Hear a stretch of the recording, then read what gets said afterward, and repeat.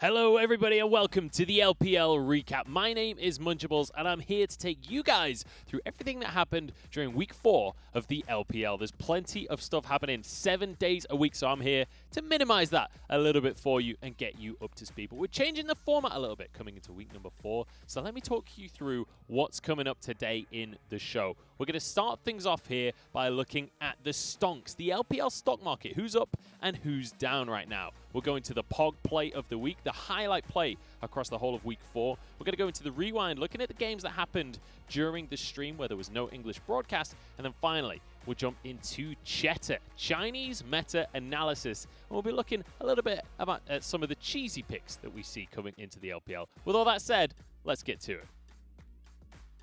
Welcome to the first ever episode of Stonks. I'm going to tell you guys who's up and who's down in the LPL stock market right now and who you guys should be investing in. And the first team I want to talk about is V5, because V5 are on the rise. When you look down towards this bottom lane especially, everything is looking amazing for the team of V5. We've got PP God and Sam D, the below-the-belt bottom lane that are making waves in the LPL this split. Not only looking rock solid in team fights, but the 2v2 bottom lane boys are balling.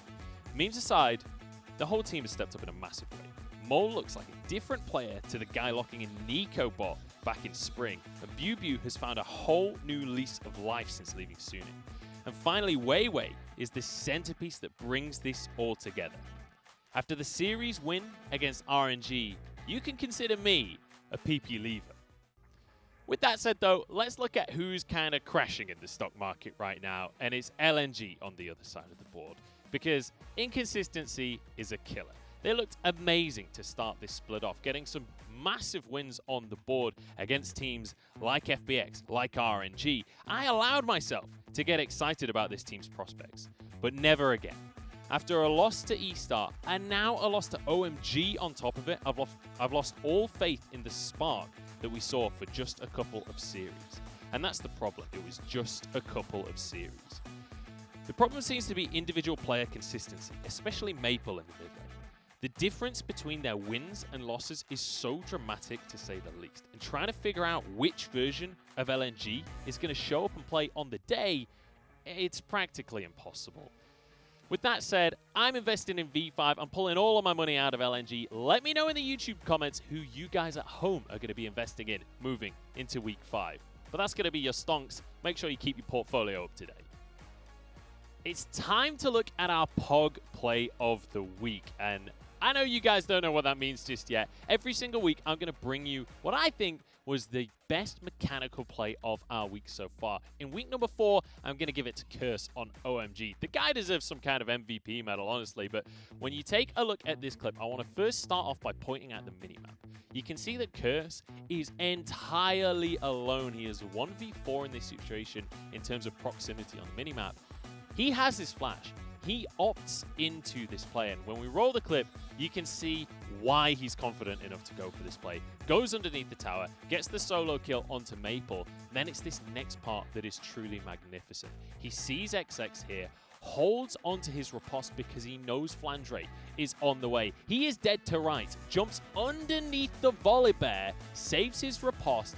You can see the Dark Passage is there. Curse, if he misses this riposte, is dead to rights. But when we roll the clip, you see he lands his riposte beautifully, gets out on the Dark Passage, and then he gets a bonus kill off the back of it, managing to finish off Duan and walk away with his life. If that isn't beautiful play, I honestly don't know what is.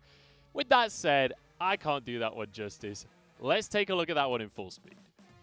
But no Cataclysm available. Grand challenge? Is he gonna flash for this? Curse is! Oh my god! Solo kill easily done by the Fiora. And Galio has big old cooldowns. Now XX going to try the 1v1. Flandre's here. Not sure, because Curse is Curse. It's a good riposte. He gets out! The riposte! Was insane. Box is now down as well. Ignites through, and after such a sick play, he's going to walk all the way out. It's that time in the show where we go back over some of the action that has happened during week number 4 of the LPL in the Rewind. We're going to go over the games that happened during the offline segment. Well, I guess not offline, but there was no English broadcast for these games. So I'm going to get you up to speed with what was happening. And I'm going to start off with quite a surprising result as V5 managed to get a 2-0 victory over RNG. If you told me that at the start of this split, I would have called you a crazy person. But V5 are a whole different team coming into this split. Sam D and PP God especially looking amazing. This pick composition in game 1 working wonders with Mole on the Zoe. But then game number 2, it looked a lot closer. It looked like RNG maybe could make things happen with this composition. And it looked like in this fight, they were going to win things out. But Sam D on the Aphelios, he already had 3 kills for himself. And look at him pop off during this team fight. 705 and Crying finally got a chance to show themselves on the RNG roster, but they just didn't have what it takes to bring down V5, to bring down this squadron. And again, V5 looking like one of the best teams in the league. I can't believe I'm saying that out loud on a broadcast, but there you go. That's where we're at in the LPL right now. The second series we're going to rewind is the classic now. IG versus FPX. World Champs versus World Champs.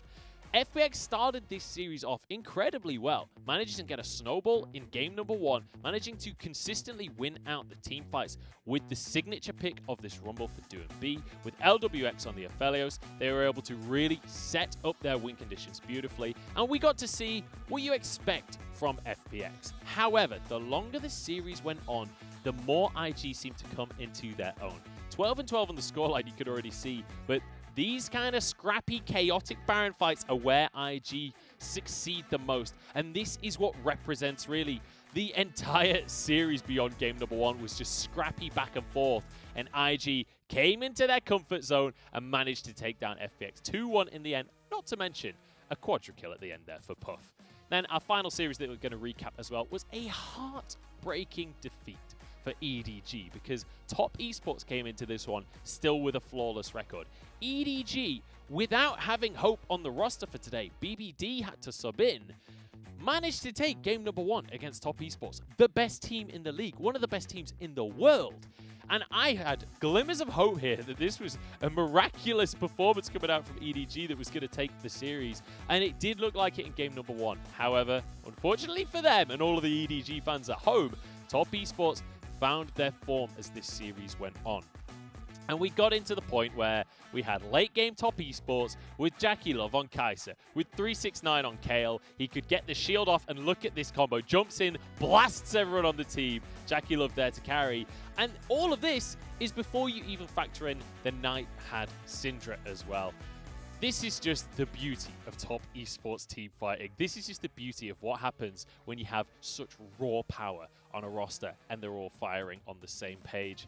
With that said, though, those are our 3 rewinds. I hope we were able to catch you up a little bit on what you might have missed over week 4 of the LPL.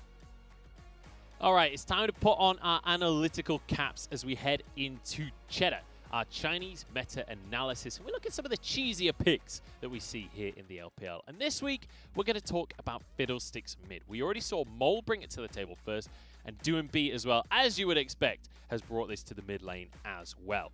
Now, this is a pick that brings Aftershock to the table, so kind of similar to your Gallios and things. You expect him to be a bit of a tanky boy, especially when you look towards those items. Expect him to bring a Spirit Visage, a Frozen Heart, and then we've had different people branching off in different ways. A lot of people go Leandri's Torment, but you can basically go for defensive items from this point as well. And beyond that, it's kind of a weird one. This doesn't function like other mid lane picks. You can pick it into a lot of different champions, and I've given you a few examples here in the Zoe, the Orianna, and the Karma, but honestly, so long as you can avoid the enemy CC, you can pick it into most matchups. Now, I'm going to show you some examples of how this champion is strong. Look at DoingB in this mid lane against Rookie right here. He doesn't care about the damage DoingB can offer. He can just walk up and drain the entire minion wave. He knows that he can survive any damage. Not to mention, this is a surprise party Fiddlesticks. Just like the old Fiddlesticks, you can still ambush people and set things up like you can see Tian and DoingB doing here. But also, you can really set up your team for not just team fights, but neutral objectives. Jumping over the wall, fearing the entire enemy team, and making things work for V5. You can see Mole bringing that to the table. And I can't wait to see more of this Fiddlesticks mid, because we haven't really seen any insane Crow Storms so far in the LPL. And I'm hoping that's coming up for us in week number 5. I hope this gave you a little bit of insight into Fiddlesticks mid. And I hope to see you guys bringing it to solo queue, because it's a little bit strong right now. Well, it's been a whirlwind of a week, and it's about time we wrapped things up. Right now, as I speak, I'm on the end of day number 5 of week 4 in the LPL, and I can talk you through where we're at in the standings as of this stage as well. Because when you look at where things are at, I'm not going to talk about the top of the table. We already know Top Esports and Victory 5 are there. I'm going to talk about the fact that IG have managed to climb their way back up. They're on a little bit of a win streak, and they have been looking a lot better than they did at the start of the split in their games. FPX and JDG, however, struggling to find their way up the standings right now, stuck in 8th and 9th position respectively. And then you can see LNG Esports, they were battling their way up the table, but they've started to fall all the way down to 12th place. So I'm hoping that they can pull themselves together as we move forward in the LPL. But as we round out the show, that's going to be how we finish off our standings. And I hope that all of this has helped you keep up with what's going on in the LPL. As you're watching week number 5, though, make sure you're letting me know if you see a champion you want to see featured on Jetta, or if you see a play that you think should be the POG play of the week for week number 5, make sure you're tweeting at me and tweeting at LPL English. I'm Hey Munchables on Twitter. You've got at LPL English on Twitter as well. And make sure you're checking out all of the LPL English's channels. If you're watching this on Twitch, head over to youtube.com/LPL English to catch up on all things LPL there. And if you're watching this on YouTube, make sure you're heading over to twitch.tv/LPL, where you can watch all of the games live all day, every day. We have 2 best of 3s every single day of the week, so we're probably live right now as you're watching this. With that said, though, thank you very much for watching. I hope that this has been informative. I hope I've been able to recap you on week number 4 of the LPL. And with that said, I'm out of here. I'll see you guys in Champ Select.